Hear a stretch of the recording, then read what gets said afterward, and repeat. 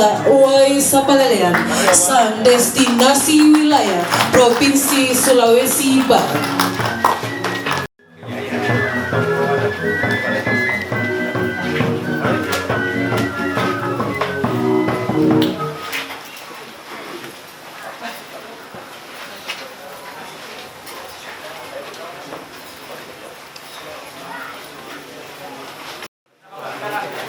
Dan memberikan kesempatan kepada rekan-rekan pers untuk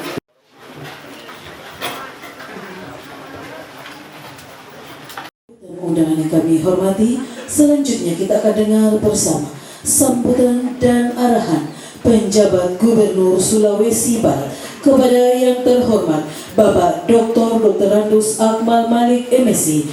Disilakan. Saya rapikan dulu. Enak fotonya.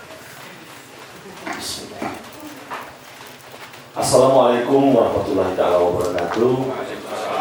Salam, salam sejahtera bagi kita bersama. Om Swastiastu, Namo Buddhaya, salam kebajikan. Yang kami hormati dan kami banggakan Bapak Wakil Bupati Mamasa, yang kami hormati Bapak Ketua DPRD Kabupaten Mamasa, yang kami hormati juga seluruh unsur Forkopimda, Pak Kapolres, Pak Dandim, ada juga perwakilan dari Kejaksaan ya, Kejaksaan Peradilan, yang kami hormati juga Bapak Ibu pimpinan OPD yang Provinsi Sulbar. Saya ingin perkenalkan Pak Wagub, hadir di sini juga Pak Asisten 3, kami bawa rombongan ya, lumayan rame. Ada Pak Ketua Bapeda, saya mau juga semua kan baru 2 minggu Pak. Saya jujur ini agak nekat ini Pak. Membawa rombongan tapi belum hafal semua. Ya. Pak Stafali, ya, ada juga. Kemudian ada PU, Kepala Dinas PU, ada Dinas Perkata, ya, Pak Farid, ya. Iya. Kemudian juga ada Pak Nadir nih, ya, tenaga ahli kami. Siapa lagi yang dari provinsi? Itu yang punya desa. Wajahnya menyesuaikan. Wajah desa tapi rezekinya kota Pak. Kemudian juga yang kami hormati tokoh adat, tokoh agama di Kabupaten Mamasa dan pimpinan OPD serta hadirin yang mohon maaf saya tidak bisa satu-satu. Saya hari ini adalah hari berbahagia dalam 2 minggu saya di Sulawesi Barat. Karena apa? Ini passion saya apa, Pak Om? Saya tuh suka dengan lokasi-lokasi wisata alam. Nanti saya akan cerita siapa saya nanti ketika kita sudah punya waktu panjang cerita. Nanti kalau saya cerita nanti semua bosan. Tapi saya sungguh sangat merasa pulang kampung. Saya punya masa remaja saya itu di Bukit Tinggi, Sumatera Barat, persis seperti ini. Ada gunung, ada sawah, persis Pak. Makanya ketika saya masuk, saya seperti kembali ke kampung. Jadi merasa di rumah sendiri itu membuat saya speechless, bahagia. Belum lagi orangnya ramah-ramah sekali semua. Terima kasih atas sambutannya. Semoga Tuhan Yang Maha Esa, Allah Subhanahu Wa Taala, senantiasa memberikan kebahagiaan buat kita, memberikan keselamatan kepada kita, dan terus bersemangat untuk membangun daerah ini menjadi lebih baik ke depan. Bapak Bupati, Bapak Ketua DPRD, unsur Forkopimda, Bapak Ibu saya hormati, saya pertama kenalkan diri dulu ya. Orang bilang tak kenal maka tak sayang. Kalau mukanya begini pas-pasan saja, kata Mongol, soal pas-pasan mukanya, tapi mudah rezekinya tidak pas-pasan Pak. Saya nama Akmal Malik, saya lebih suka dipanggil Akmal Malik saja Pak. Kalau gelar mah kurang banyak, lebih banyak Pak gelarnya. Saya lahir di sebuah pulau, namanya Pulau Punjung. Ya tidak ada di peta. Bapak pun cari sampai sini tidak bakal ketemu di peta. Pulau yang nggak jadi pulau Pak, itu daerah di Dharmasraya di Provinsi Sumatera Barat. Lokasinya perbatasan antara Sumatera Barat dengan Jambi. Daerahnya separuh adalah transmigran dari Gajah Mungkur, ya. Maka nama daerah itu Sitiung, Wonogiri, nama daerahnya. Saya lahir dan besar di sana.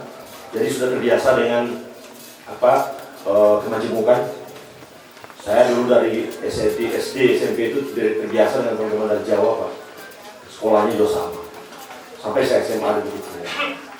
Kemudian di sini bicara seperti kata Pak Ketua DPRD tadi. Saya tidak mau berpantun. Kenapa? Nanti istri saya marah, Pak. Pasti Bapak bilang cakep. Saya nggak mau dibilang cakep. Nanti cemburu, Pak. Makanya saya tidak mau berpantun karena tidak mau dibilang cakep, Pak. Bapak Ibu kami hormati, kami memang sengaja bersama-sama dengan teman-teman dari OPD Provinsi Sulbar datang untuk membangun silaturahmi. Artinya ada 6 kabupaten di Sulbar ini yang belum saya datangi itu tinggal 2 lagi ya, karena Mawasa sudah datangi. Tinggal Polman dan Mujur Tengah sudah lewat kita. Ya, yang pertama saya datangi kemarin adalah memang Mamuju Tengah, walaupun cuma lewat saja, tapi saya sudah datang. Kemudian juga Pesanggayu sudah, Mamuju sudah. Yang keempat ini adalah Mamasa, ya, besok atau nanti malam ya kita ke Polman, nanti terakhir Majene. Kalau ke Polman saya sengaja mengantarkan Pak Asisten 3 pulang kampung, ya, sengaja. Pak Bupati, Bapak Ibu kami hormati, kami atas nama pemerintah provinsi juga mengucapkan terima kasih Pak dan apresiasi atas sambutan luar biasa ini. Saya tadi merasa sebaiknya kita dari saja berkumpul saja. Gak menyangka akan ada penyambutan resmi seperti ini. Pak Asisten bilang kepada saya, Pak PJ, ini memasang orangnya ramah-ramah Pak, hati-hati, nanti jatuh hati katanya. Maka saya agak nunduk-nunduk Pak, gak berani saya melihat ke atas. Kata Pak Asisten, jangan terlalu banyak lihat Pak, mata nanti jatuh hati.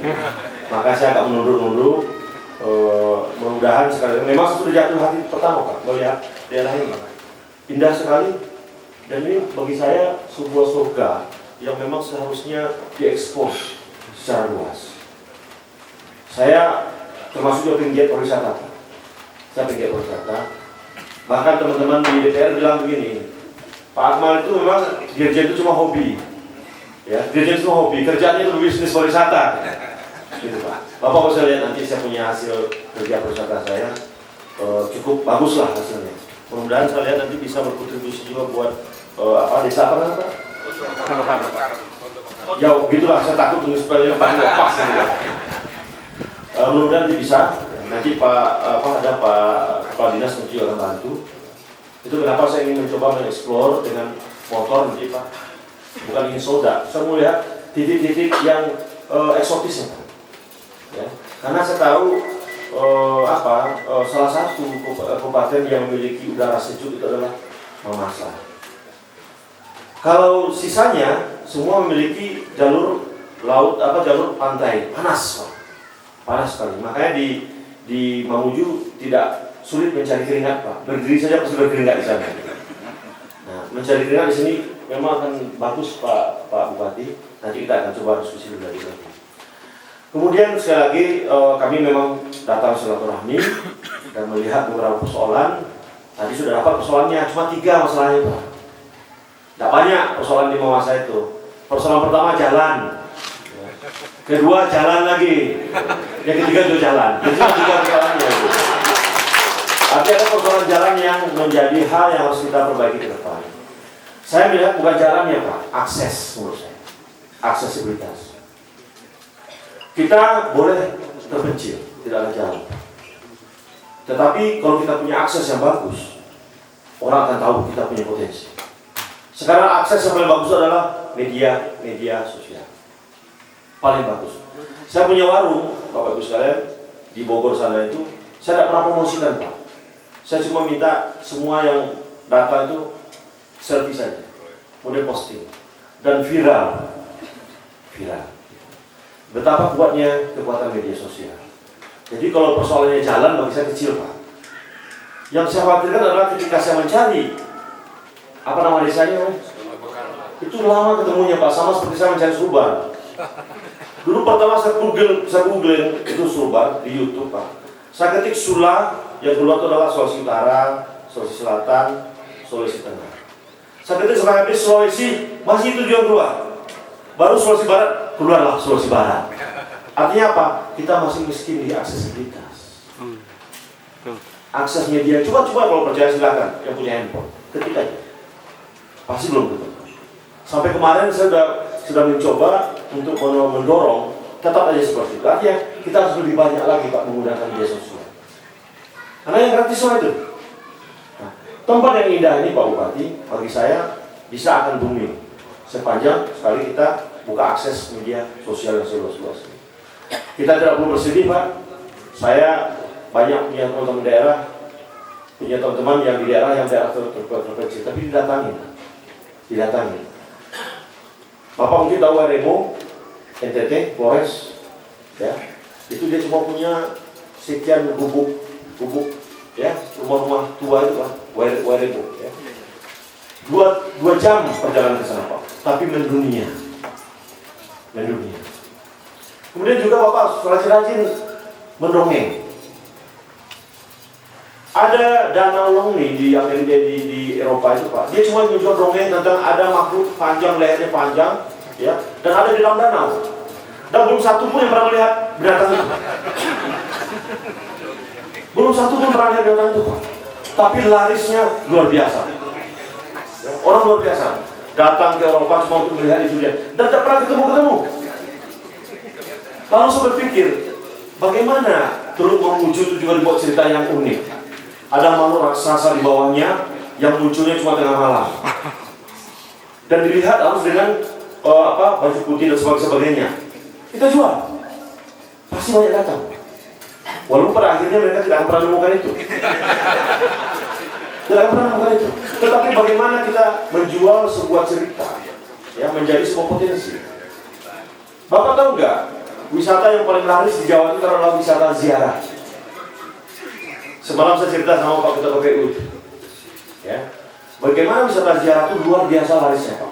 Dan busnya ramai sekali. Ketika dilihat bus beriringan 10 Pak, pasti itu wisata ziarah. Mereka melihat bernostalgia tentang keunggulan-keunggulan yang ada di situs.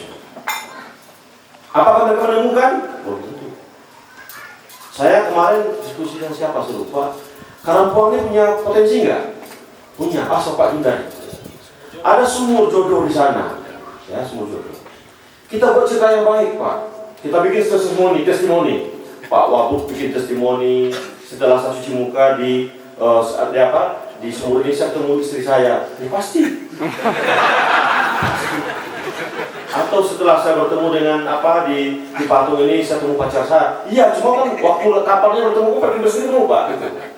Nah, hal seperti ini yang barangkali menurut saya bagus kita kembangkan.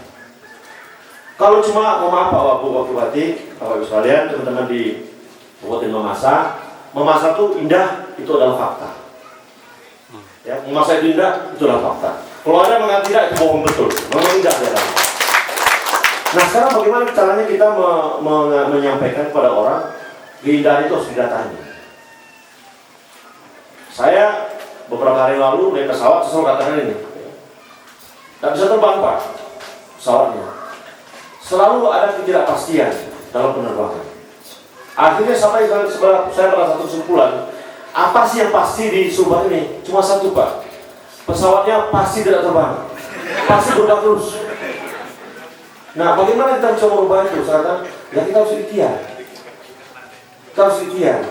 Nah, langkah-langkah apa yang kita lakukan? Mamasa adalah salah satu dari kekuatan pariwisata Sultan. Ke depan saya pikir kita tidak perlu meratapi 3 persoalan tadi Pak. Jalan itu jangan dulu ya. Karena pasti akan membutuhkan resources yang tidak sedikit. Saya begitu Bapak bilang jalan-jalan itu, teman-teman PU langsung duduk semua itu. Ya, balik PU duduk semua. Ya karena apa? Kondisi pandemi kemarin kan membuat kita mengalami kontraksi ekonomi yang cukup besar. Semua berkurang, ya, dana berkurang, transfer berkurang, dan sebagainya. Nah, kita harus mengandalkan hal yang mungkin yang selama ini tidak pernah dilakukan adalah kekuatan digital. Kekuatan digital. Wisata digital belum muncul di Mamasa. Coba aja ketik Mamasa. Tidak perlu banyak muncul itu objek wisata bagus. Kenapa? Tidak ada datanya, Pak. Saya 2 bulan yang lalu, sebulan yang lalu, sebelum menjadi PJ, bertemu dengan teman-teman tim 11 Pak Presiden. Beliau bertemu dengan Ibu Rini Sumarno, mantan Menteri BUMN. Beliau sekarang penggiat investasi jangka pendek, 2 tahun. Beliau katakan, kalau ada kepala daerah yang mau kasih saya data yang jelas tentang potensi lahannya, lengkap dengan bagaimana kualitas tanahnya, hasil labnya, ya, apa yang sudah dilakukan, berapa produksinya, kasih saya akan investasi. Beliau sekarang berdomisili di Amerika. Nah, lalu saya teringat ketika pembicaraan beliau itu, kenapa enggak Mamasa sebagai daerah yang memiliki lahan yang cukup besar? Tapi memang sekali lagi Pak Bupati, saya dikasih data oleh Pak Ketua Bapeda, Pak Dirjen, Pak PJ, di Sumbar ini 60% itu adalah kawasan konservasi. Saya mau tanya, mana wilayahnya? Yang mana yang bagian konservasi? Mana yang produksi? Saya ingin tahu lokasinya mana dulu. Nah, saya kalau dapat itu Pak, kita baru bisa mengatakan begini. Kita bisa berjuang kepada Kementerian Lingkungan Hidup, Kementerian Kehutanan untuk mengambil sedikit, ya, supaya tidak mengganggu lingkungan. Yang ideal itu sebuah daerah itu harusnya cuma 30 loh konservasinya, 30% saja. 60-70 karena bisa terjadi kawasan produksi. Kalau tidak, percuma otonomi daerah Pak. Otonomi daerah tidak akan bisa berkembang ketika, lahannya lebih banyak digunakan untuk konservasi. Tidak ada produksi. Nah, ini tantangan kita ke depan. Saya ingin Bapak mendetailkan setiap jengkal tanah di Mamasa ini Pak, mana yang sesungguhnya bisa kita lakukan untuk produksi. Mungkin karena Mamasa men-tagline dirinya adalah tujuan wisata, tidak peduli dengan itu. Tapi saya katakan Bapak punya bandara. Bandara ini membutuhkan penumpang. Penumpang membutuhkan ada motif-motif ekonomi dan motif wisata. Lalu dia akan bawa apa? Nanti ke pengunjung. Saya dibuka rahasianya sama Pak Wagub ini. Bapak tahu dari mana saya datang sini karena IKN? Menduga saja ya? Memang salah satunya itu. Pak, Sumbar ini memang kita harapkan akan menjadi satu daerah penyangga IKN. Itu kenapa saya fokus ke 2 hal saja. Pertama, kita buka akses, ya, seluas-luasnya. Tidak cuma jalan, tapi juga akses informasi. Agar Sumbar betul-betul bisa menjadi penopang ibu kota negara. Saya tantang teman-teman OPD, apa yang akan Anda perbuat ketika posisinya Sumbar ini adalah menjadi kawasan penyangga IKN. Ketika belum ada yang bergerak, kemarin saya tunjuk langsung Kepala Dinas Perhubungan. Saya mau tanggal 16 besok Anda lakukan lokakarya, undang seluruh kabupaten kota dan pemerintah provinsi di Kalimantan, undang seluruh pemerintah provinsi dan kabupaten di Sulawesi, suruh mereka lokakarya di Sumbar. Agar apa? Agar pesawatnya tidak kosong Pak tiap hari. Andaikan teman-teman OPD itu bisa lakukan itu 1 kali seminggu saja, ya, 1 kali seminggu saja, itu penerbangan penuh Pak.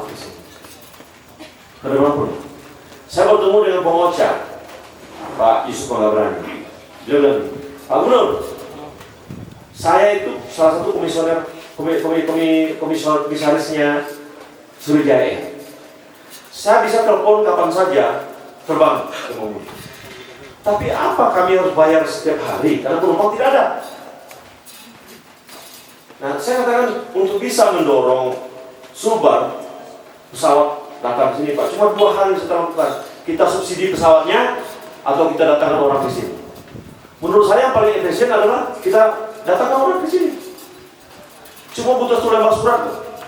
Bapak Ibu tidak perlu bayar nyewa hotel Mario, tidak perlu. Gunakan kantor gubernur data. Mereka bayar di sini, belanja di sini, mengeluarkan uang di sini, membuat UMKM kita lebih hidup. Nah, dibutuhkan adalah kreativitas. Nah, itu juga kita ingin di kabupaten kota Pak, ada di Mamasa. Saya ingin Mamasa itu membuat sebuah event nasional Pak. Contoh tentang bagaimana pengembangan pariwisata berbasis alam. Nanti saya tanda tangan nih, ya, surat undangannya. Laksanakan di mana? Laksanakan di sini. Jangan dilaksanakan di Makassar. Bayangkan Pak Wakil, Bapak lempar undangan ke 415 kabupaten, 93 kota, sekian provinsi. Masa agak 50 atau 100 nggak mau datang? Saya tahu betul Pak, saya di Jikoda sampai sekarang masih. Apalagi teman-teman DPRD. Tiap hari mereka mencari judulnya apa yang perjalanan saya.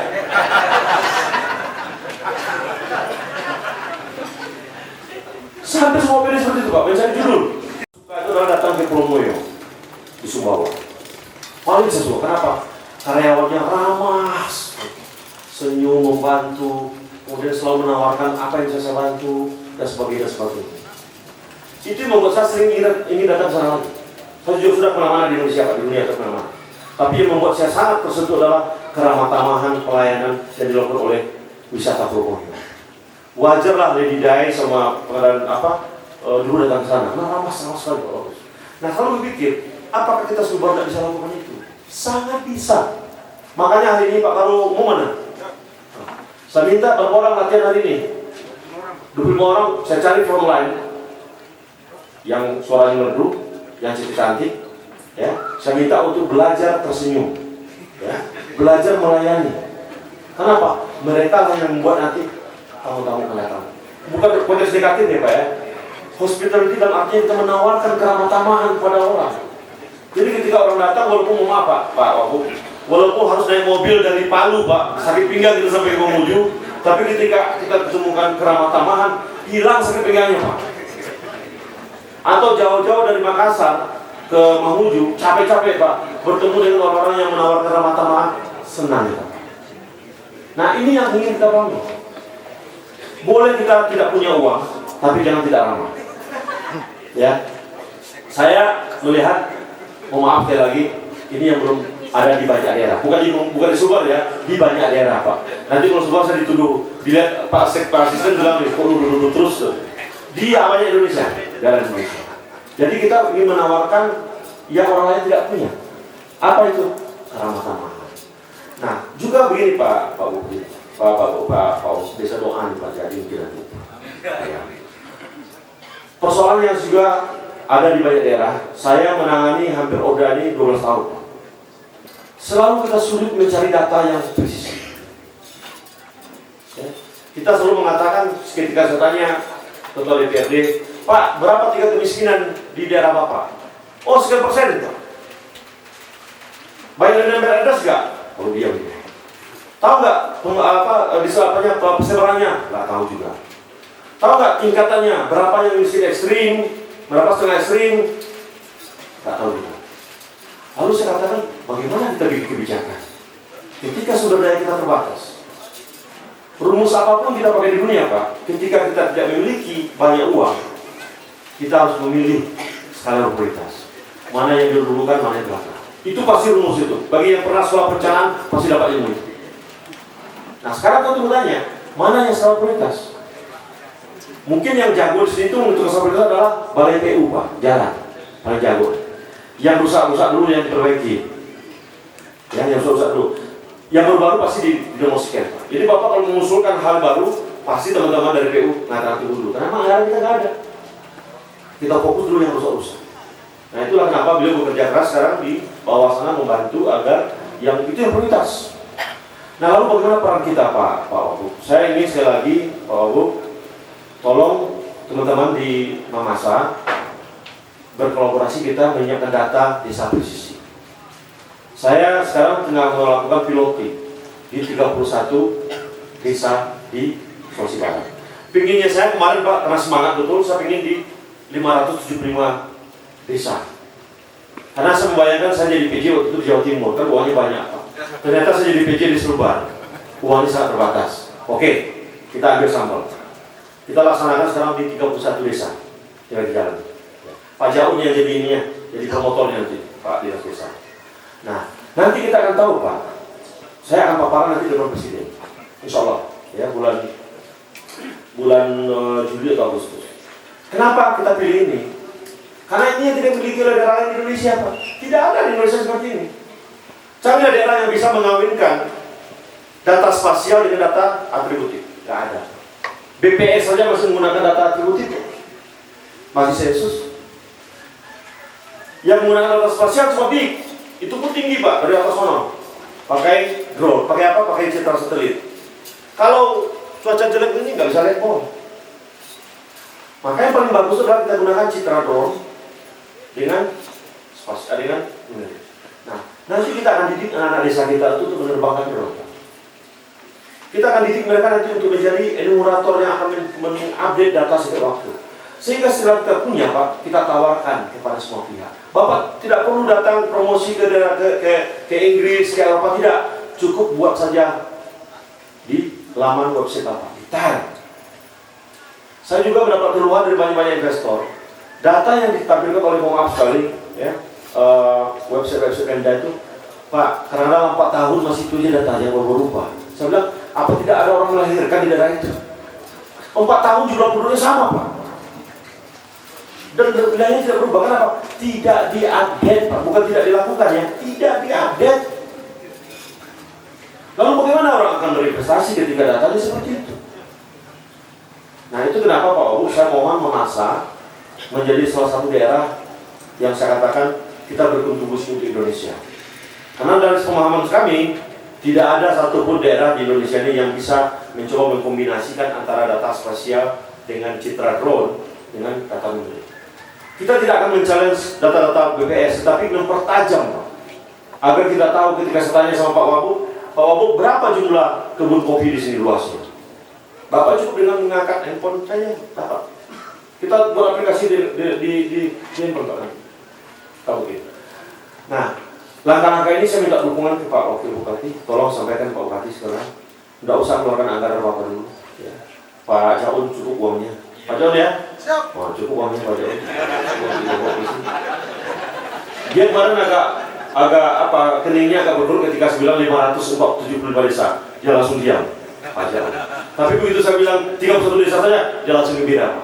Siap, Pak Wagub, saya laksanakan. Ya.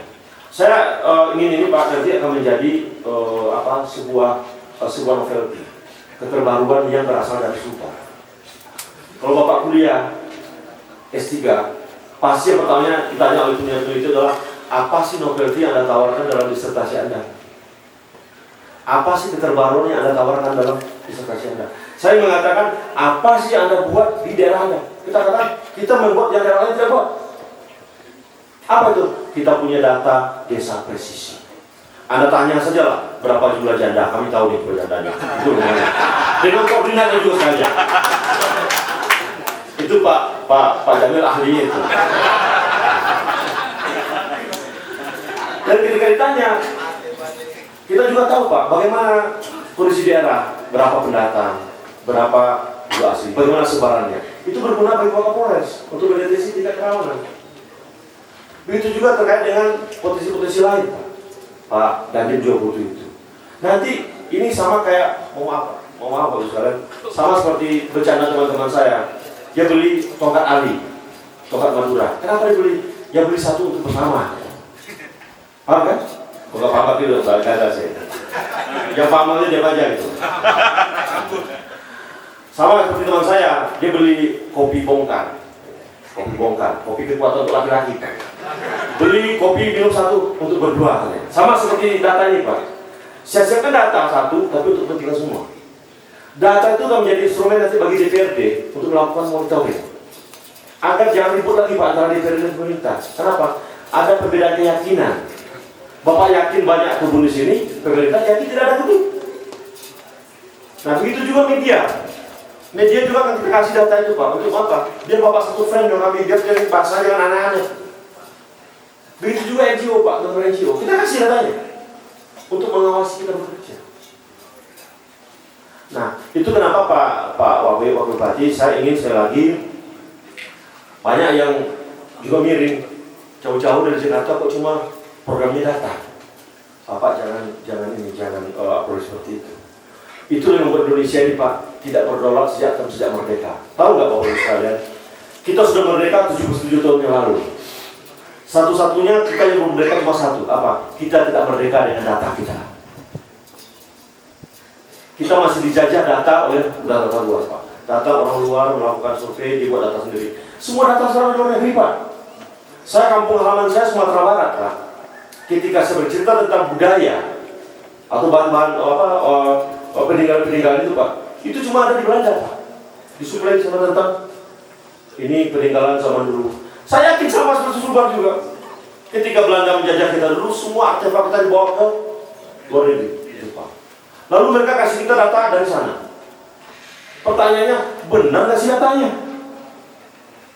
Artinya kita dijajah lagi, Pak. Nah, bagaimana cara kita tuh keluar dari penjajahan ini? Pak, kita bottom up. Nanti, ibu-ibu, PKK, Pak, anak muda, kita suruh datang dari rumah ke rumah untuk memahami apa persoalannya. Kemudian juga bisa melihat skala ekonomi satu desa, Pak.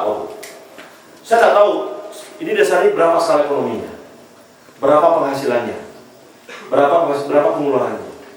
Kita tidak tahu karena pasti juga Pak nggak punya data itu. Sehingga kita bisa mengatakan, oh desa ini itu loh skala ekonomi yang harus dilakukan, investasinya itu harus dilakukan. Juga kita tidak tahu seleranya personal, Pak. Dengan data itu kita tahu berapa sih satu orang itu pendapatannya satu bulan. Untuk apa saja digunakan? Kita nggak tahu, Pak, sampai sekarang. Kami melakukan riset di Sumatera Utara, di Jawa Barat, Pak Heri. Kami tahu, Pak, sebuah desa itu ternyata pengeluaran terbesar itu ternyata adalah beras. Pengeluaran terbesar itu ternyata rokok, Pak. Rokok adalah pengeluaran terbesar dalam sebuah keluarga. Ketiga itu ikan segar, keempat bawang merah. Nah, pertanyaannya seberapa besar pengeluaran untuk rokok? Nggak ada yang tahu kan? Harus tahu. Agar kita jual rokok di sini sama-sama. Juga ketika kita tahu kebutuhan bawang merah berapa, agar apa? Kita nanam bawang sendiri, Pak, usah beli sendiri. Ketika kita tahu berapa sih kebutuhan ikan segar, yang butuh ketiga, sebenarnya kita tanamkan segar, Pak, usah beli lagi. Inilah bagian dari kita membangun ketahanan pangan keluarga, Pak. Dari datanya real. Nah, kalau tidak datanya, ya nggak bisa, Pak. Gimana? Berapa jumlah yang kita tanam untuk tanam ikan dan sebagainya. Kadang-kadang warga kita, Pak, butuhnya ikan, nanamnya pohon kopi. Nah, ini yang saya katakan penting bagi sebuah desa. Ini Pak Jaun, ini saya ingin fokus Pak Jaun, karena kita ingin betul-betul kebijakan yang kita buat itu, Pak Bu Abu, berbasis kebutuhan warga desa. Nah, kalau presisi, Pak, saya yakin kita bisa selesaikan ini. Kemudian berikutnya juga Pak Abu, saya atas nama pribadi dan juga pemerintah provinsi sekali mohon dukungan ya, terkait ini. Kemudian juga nanti hal-hal yang barangkali akan kita bicarakan, kita duduk bersama. Nanti Bapak akan bosan, saya akan sering sini nanti. Insya Allah setahun saya di sini, Pak Abu, saya akan usahakan tiap bulan sekali lah nanti, ya, tiap bulan sekali sini. Minimal kita diskusi banyak hal. Ya, soal begini Pak, saya nggak butuh ini. Kita duduk aja di mana, di bawah pohon atau di mana, kita bawa makanan masing-masing. Saya bawa makanan saya, Bapak bawa makanan Bapak juga, gitu ya. Kita ngobrol, ya, kita cerita-cerita, kemudian kita cari apa yang bisa kita lakukan. Saya akan bantu Pemda ini melalui teman-teman saya yang ada di Jakarta. Tapi kuncinya datanya fair. Kuncinya dari jalan, ya sebelum mau janji, walaupun saya kenal baik sama Mas Bas, ya, itu orang Komando kami, Pak. Istrinya orang kampung saya. Cuma dia boleh marah sama orang Minang karena Pak Jokowi kalah di sana gitu. Tapi kita sering diskusi, saya katakan, kalau carilah beberapa lokasi yang kita lakukan percontohan. Saya untuk percontohan data, saya buat Sulawesi Barat. Kenapa Sulawesi Barat? Ya, karena dari 5 daerah yang habis masa jabatan itu, saya lihat Sulbar yang paling asik-asik orangnya gitu kan. Apalagi Mamasa nanti datang sini, Pak. Pasti akan lebih enak lagi di sini gitu. Maka saya pilih di sini, mudah-mudahan nanti Pak Wabuk tidak bosan. Saya akan datang, saya bawa motor saya sendiri, kalau saya cari motor, saya bawa motor saya sendiri. Saya akan coba eksplor nanti gunung-gunung itu, saya akan coba selfie-selfie di atas juga nanti. Pak Darmin tolong laping ini, Pak ya. Kemudian kita cari spot-spot yang eksotik, Pak. Kemudian kita share, kita upload di media sosial. Berapa jumlah desa sini, Pak? Jumlah desa berapa? Hah? 168. Bapak bisa bayangkan enggak? Dalam sehari Bapak upload 168 kali di setiap desa, penuh itu media sosial. Berapa jumlah anak muda yang suka selfie-selfie di sini? Punya data nggak? Coba anak muda yang punya gadget yang itu, ya, yang suka selfie-selfie, serentak kita upload memasak cantik. Itu luar biasa, Pak. Luar biasa. Saya punya cita-cita nanti, Pak, suatu saat kalau memang semua sudah terkonsolidasi baik, nanti sesulbar kita akan coba upload di waktu yang sama, ya. Itu kan tinggi-tinggi. Percaya, Pak? Waktu yang sama aja ya, waktu yang sama itu lebih tinggi. Tapi waktu yang sama, jangan terpisah karena akan hilang oleh berita lain. Tapi kita buat nanti satu kali kita punya spot-spot cantik dengan drone-drone-nya nanti akan diambil oleh anak muda kita akan sama-sama langsung naik ratingnya Sulbar, percaya saya. Nah kalau mau masa bisa lakukan ini, mama saya udah naik. Persoalan orang datang itu persoalan belakangan, Pak. Ikhtiar dulu kita ikhtiar dulu.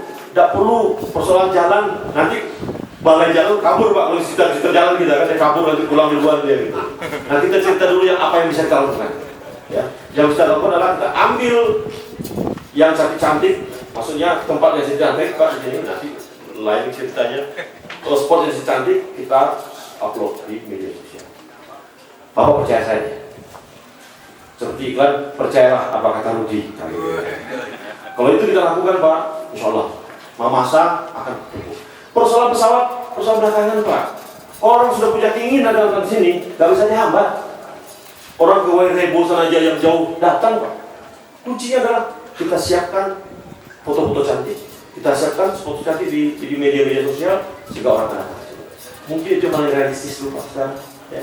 Saya menjanjikan bantuan sebelum kenal banyak PPD juga. Ya, nanti insya Allah sebulan setelah ini kita diskusi lagi. Ya, mudah-mudahan nanti saya bisa ketemu dengan Pak Bupati lah. Ya, bersama-sama dengan Forkopimda lagi, Pak. Kita diskusi lagi. Itu yang mungkin saya bisa sampaikan, Pak. Mohon maaf barangkali agak sedikit panjang dan tidak terstruktur. Karena tipikalnya orang eksekutor itu ini seperti saya, Pak. Dia cerita rambian saja, tetapi Bapak yakinkan saja, yakin loh Bapak, saya akan diskusi. Saya tidak mau banyak-banyak berjanji bla bla bla. Ya, mau. Saya cuma ingin mendorong sektor pariwisata. Kenapa? Pariwisata ini lah bisa memberikan multiplier yang banyak. UMKM-nya hidup, rental mobilnya hidup, komunitas Prabasi hidup, ya kan? Forkopimda juga bisa hidup nanti gitu kan. Jadi kita sama-sama hidup nanti main motor. Banyak yang bisa kita lakukan. Jadi sekali lagi sama seperti kampung saya Sumatera Barat, saya pernah sampaikan sama Pak Gamawan dulu. Sumbernya bikin apa? Yang didorong adalah pariwisata saja. Begitu pariwisata dorong, akan maju. Tapi pariwisata itu kuncinya adalah keramah tamahan dan budaya. Makanya Pak Karo Umum, saya melihat ya yang 21 orang itu harus bisa tersenyum, Pak. Karena saya akan lihat taruh sebagai frontline nanti di tamu-tamu yang datang. Karena bulan depan kita sudah punya tamu-tamu yang akan datang ke Sulbar. Ya, minimal besok ada berapa provinsi? 7 provinsi ya. 7 provinsi. Siapkan juga nanti siditornya, ya. Bawa mereka nanti ke jalan-jalan ke Maluku. Jangan lupa tampilkan foto-foto memasak juga. Gitu loh. Nanti biar kalau mereka ingin memasak, biar mereka pergi sendiri, rental mobil sendiri. Gitu loh. Nah kita ingin hadirkan frontline-nya dulu, Pak. Sebagai untuk orang-orang tahu apa saja sih yang dimiliki oleh Sulbar itu. Itu Pak Abu ya. Mohon bersabar. Insya Allah orang sabar itu akan diberikan rezeki oleh Tuhan. Tugas kita cuma ikhtiar, berusaha. Mudah-mudahan yang usaha yang kita lakukan kita bisa meraih hari terbaik. Mohon maaf bila ada kurang berkenan. Bila kita berdoa. Assalamualaikum warahmatullahi wabarakatuh. Salam. Om Santi. Ucapan terima kasih kami sampaikan kepada penjabat Gubernur Sulawesi Barat atas arahan dan sambutannya di sore hari ini. Bapak dan Ibu yang kami hormati, acara akan dilanjutkan dengan dialog. Sebetulnya jadwal Pak Gubernur ini adalah kunjungan kerja pertama setelah beliau dilantik. Tapi secara kebetulan ini di sini akan ada kunjungan Menteri Pariwisata, maka kita tempatkan di sini. Jadi agenda beliau ke sini adalah memang kunjungan kerja pertama di Kabupaten Mamasa sejak dia dilantik. Pak, tadi disampaikan bahwa ini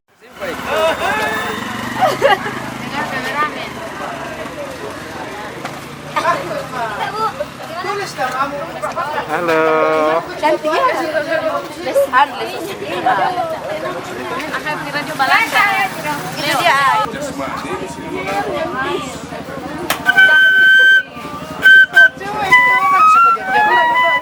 Pindah ke joran di foto masuk di dalam asik sawer dulu sawer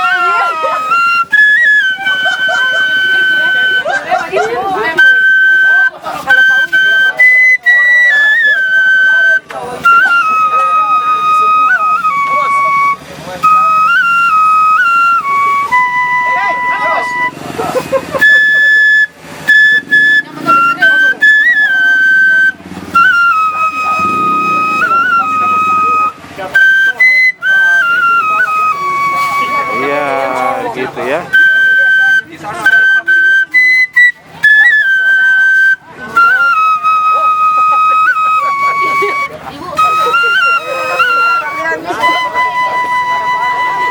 Iya, begitu gunakan makainya ya.